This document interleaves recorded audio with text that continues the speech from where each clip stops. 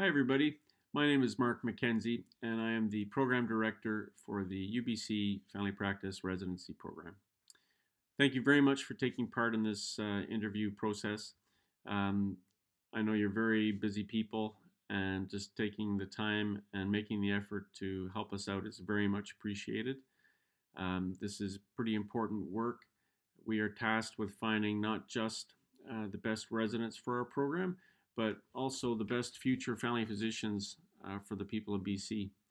And so the stakes are high, and you're taking part in important work.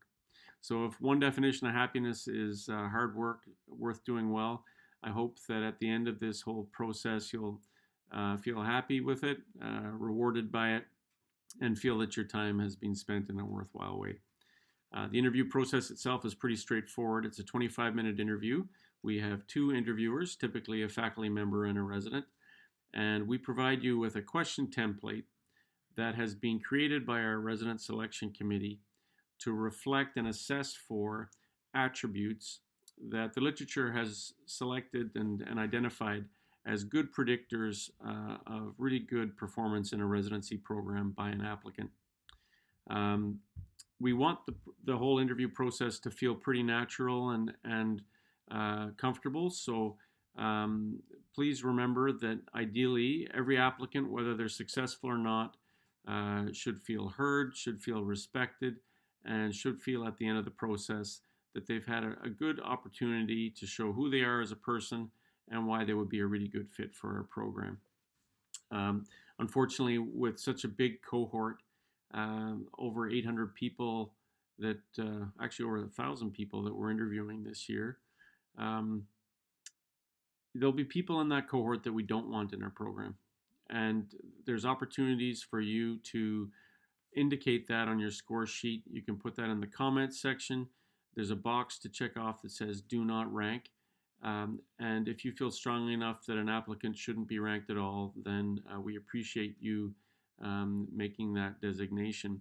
Uh, Sometimes that will happen if an applicant indicates by way of anecdote or just their performance in the interview that there's issues with professionalism, difficulty with communication, difficulty with reflection and insight.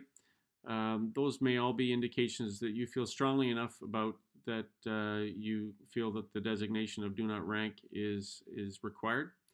Similarly, sometimes if an applicant seems to be using family medicine as a backup choice for a specialty preference, then I think it's appropriate to tick off that box as well. But I would suggest that you keep an open mind about that. I think sometimes applicants who've displayed a wide range of elective choice and clinical experience in undergraduate medicine are genuinely displaying a real interest and curiosity in a wide range of clinical experiences. And I think that's a healthy and a good thing. Um, on the positive side, some students can indicate by way of their undergraduate experience, I think, a pretty sophisticated appreciation and respect for family medicine. And one example of that is the integrated clerkships that are now available all across the country. UBC had the first integrated clerkship in Canada, and those students as undergraduates have chosen to spend the entirety of their year three um, in a program that's grounded and based in family practice. So I think that experience alone indicates a respect and an interest and passion for family medicine that we should really, consider and acknowledge. Uh, there's some no-go zones in terms of questions, and I would hope that most of these are pretty obvious. You can't ask about relationship status, can't ask about sexual orientation, can't ask about religious affiliation, can't ask about financial status, ethnicity, plans or not for having a family. And although those sort of no-go zones are pretty obvious, one no-go zone may not be as obvious, and that is we can't ask whether a resident has decided which site they want to apply for. Um, on the other hand, we do want you to indicate on your scoring sheet if a resident would be a good choice for a site or a type of residency and whether they'd be more suitable for rural versus urban or vice versa. So there are some examples in the question template that allow you to assess for that without asking the question directly. One other thing. Oh, yeah. I've done this about 16 times trying to make sure I get everything right, and there's always something I remember at the end.